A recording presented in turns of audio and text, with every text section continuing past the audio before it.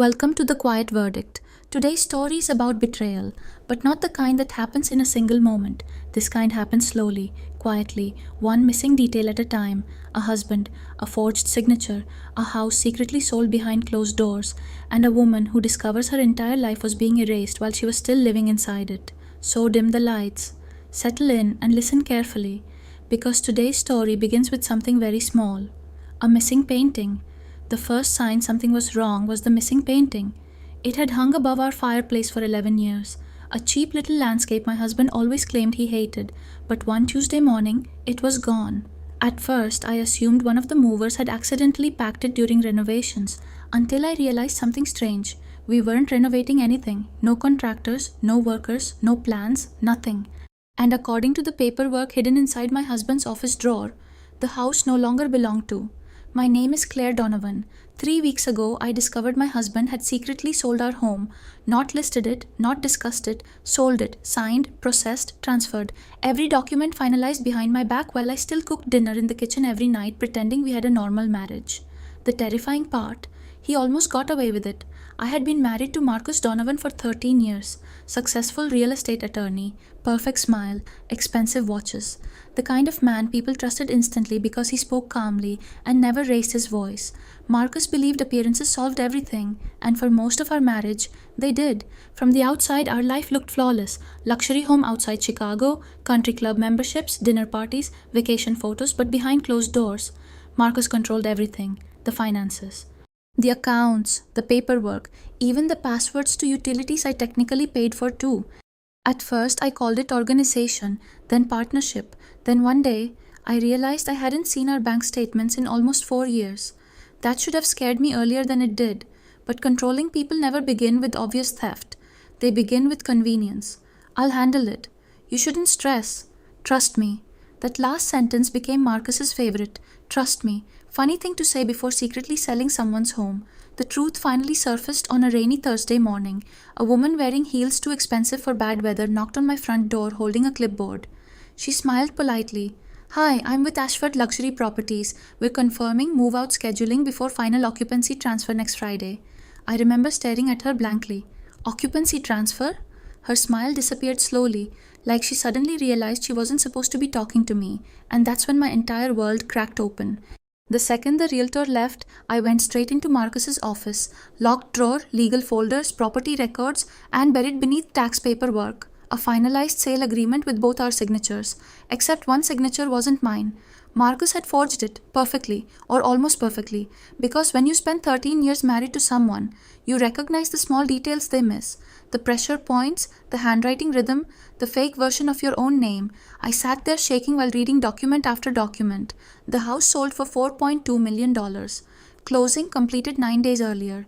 Funds already transferred, and according to the paperwork, I had voluntarily agreed to relocate after settlement. I remember physically laughing at that line, not because it was funny, because betrayal eventually becomes so enormous your brain stops processing it normally. Then I noticed something worse. The buyer wasn't random. The property had been purchased through an LLC connected directly to Marcus's business partner. Meaning this wasn't desperation, it was strategy. My husband had quietly transferred our entire life into protected assets before leaving me with nothing.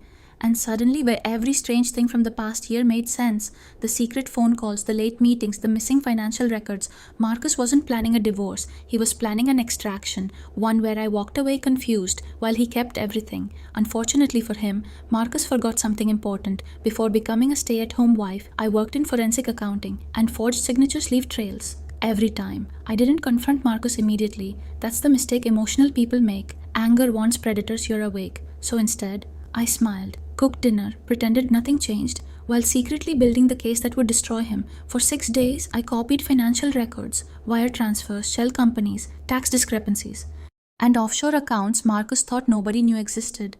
The deeper I dug, the uglier things became. My husband hadn't only stolen from me, he'd been laundering money through fake property transactions for years. Millions of dollars, fake renovations, false appraisals, hidden commissions, the kind of crimes rich people believe look invisible from far away. Then I found the mistress. Of course there was one, there's always one. 27 years old, interior designer, living in a luxury condo Marcus paid for through a corporate account. That part didn't even hurt anymore because by then something inside me had changed. Fear became clarity, and clarity is dangerous, especially in quiet women. The raid happened on a Monday morning. Federal investigators, IRS agents, Financial Crimes Division, all walking into Marcus's law office at exactly 8:12 a.m.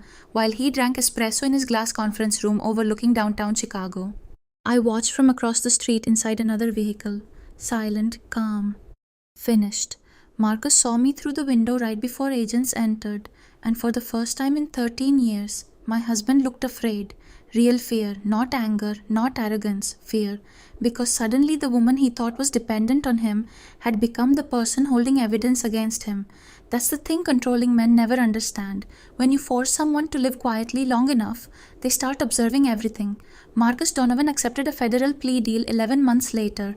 Financial fraud, forgery, money laundering, asset concealment. He lost his law license, his reputation, his companies, and eventually his freedom. But the story didn't end there, because after the trial, I returned to the empty house one final time, and inside the fireplace, behind a loose brick, I found an envelope. Inside was a flash drive and a photograph of Marcus standing beside a woman I had never seen before, older, calm, powerful. On the back of the photo were 5 words. Hawthorne is not a company, it is her.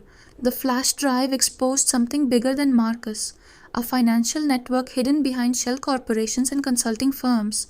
Money moved through fake developments, luxury properties, offshore accounts, and hidden authorizations. But the strangest part, my identity had been embedded into the system without my knowledge. My legal authorization had quietly become part of how transactions were approved.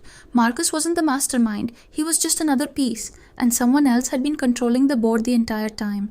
2 weeks later, I walked into a downtown office building with no public sign. Hawthorne Advisory Group.